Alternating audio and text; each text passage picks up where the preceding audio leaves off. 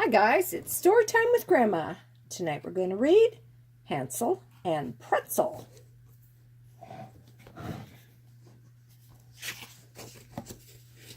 Once upon a time, about 845, there lived a brother and sister named Hansel and Pretzel. They lived with their parents near the deep, dark woods. Every day, their dad would warn them, "Don't go into the deep, dark woods." Every day, Hansel would ask, "Why not?" And every day their mom would answer, "Because you might get lost and meet the horrible witch who will eat you up." But, being a forgetful kid with a lousy sense of direction, Hansel did lead Pretzel into the woods, and they did get lost. "I think we're lost," said Pretzel. "No, we're not," said Hansel. He led Pretzel deeper into the dark woods. "I think we're lost," said Pretzel. "No, we're not," said Hansel.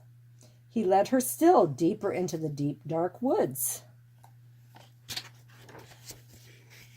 "I think we're lost," said Pretzel. "I think you're right," said Hansel, and he began to cry. "Look," said Pretzel, "there's a cottage. I think it's the witch's."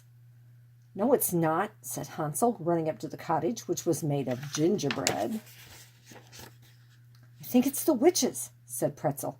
"No, it's not," said Hansel, biting into the doorknob. Suddenly, the door opened, and out stepped a witch with a nose like a pickle. "I think it's the witch," said Pretzel. "I think you're right," said Hansel, and he began to cry. "Why are you eating my doorknob?" shrieked the witch. Trick or treat," said Pretzel. "Is it Halloween already?" asked the witch. "Yes," said Pretzel. "It was just Valentine's Day," exclaimed the witch. "Time flies," said Pretzel. "Well then, come on in, kids, and stay for dinner." "Well, maybe just a snack," said Pretzel. So Hansel and Pretzel went inside. They looked around. Spiders crawled in each corner. Bats hung from every beam, and a big cage sat in the middle of the floor. "Who's your decorator?" asked Pretzel. "Me," boasted the witch. "What's for dinner?" asked Hansel. "You!" shrieked the witch. "You don't want to eat him," pleaded Pretzel. "He's very thin." "Well," said the witch, "we'll just fatten him up." She shoved Hansel into the cage.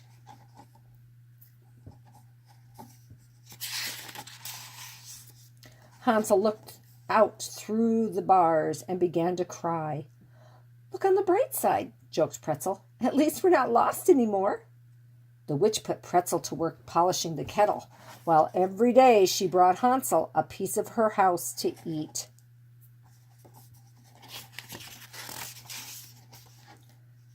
"Room service," she would cackle. One day she fed him the door, the next day the porch. Every day she felt his head to see if he was getting any fatter.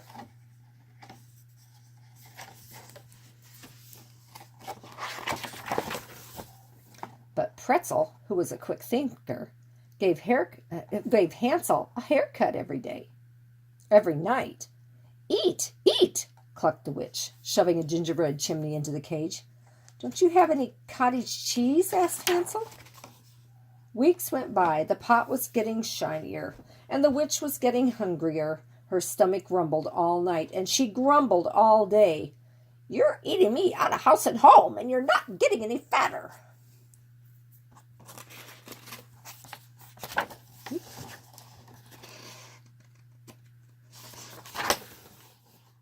As she leaned across the kettle to grab him, Pretzel quickly pushed her in. Splasho!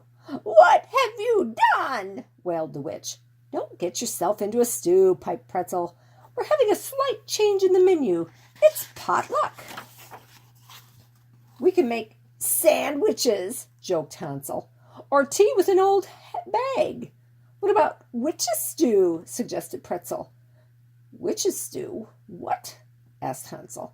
"Witch's stew not scare me," chuckled Pretzel. Hansel and Pretzel finished eating the cottage, hopped on the broom, and flew home. Where have you been? Cried their mom. We just went to the corner to buy a broom, said Pretzel. It's been 2 weeks, said their dad. You didn't go into the deep, dark woods, did you? Not us, said Pretzel, crossing her fingers. We didn't meet the horrible witch either, said Hansel, crossing his eyes. You're lucky, said their dad. She's supposed to be a real tough cookie. Pretzel smiled. Oh, I don't know, Dad, she said. I hear she's not such a bad egg. P.S. The witch stopped being hard-boiled, became vegetarian, and opened a health food store. Mother Earth's health food store. The end. And that's the end of the story of Hansel and Pretzel.